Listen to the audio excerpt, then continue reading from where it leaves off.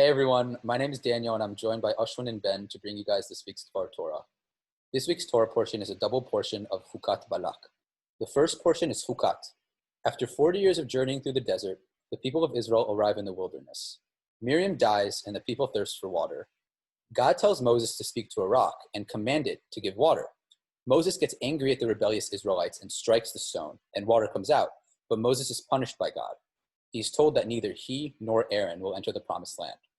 At the end of the portion, Aaron also dies and is succeeded in the priesthood by his son, Elazar.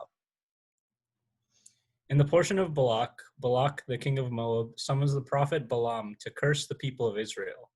On the way, Balaam is berated by his donkey, who sees the angel that God sends to block their way before Balaam does. 3 times, Balaam attempts to pronounce his curses on the Jewish people, but each time, blessings are issued instead. Balaam also prophesies on the end of days and the coming of the Messiah.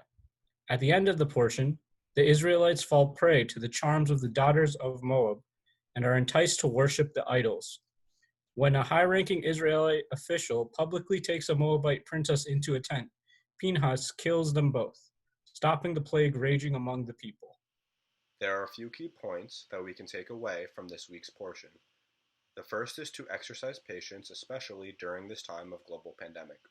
It is very easy for us to become frustrated and upset, just as Moses was with the Jewish people. However, all that brings us is negativity and more frustration.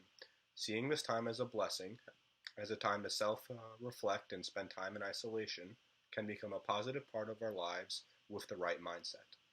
Similarly, we can compare Balaam not seeing the angel to us not seeing opportunities clearly presented to us every day.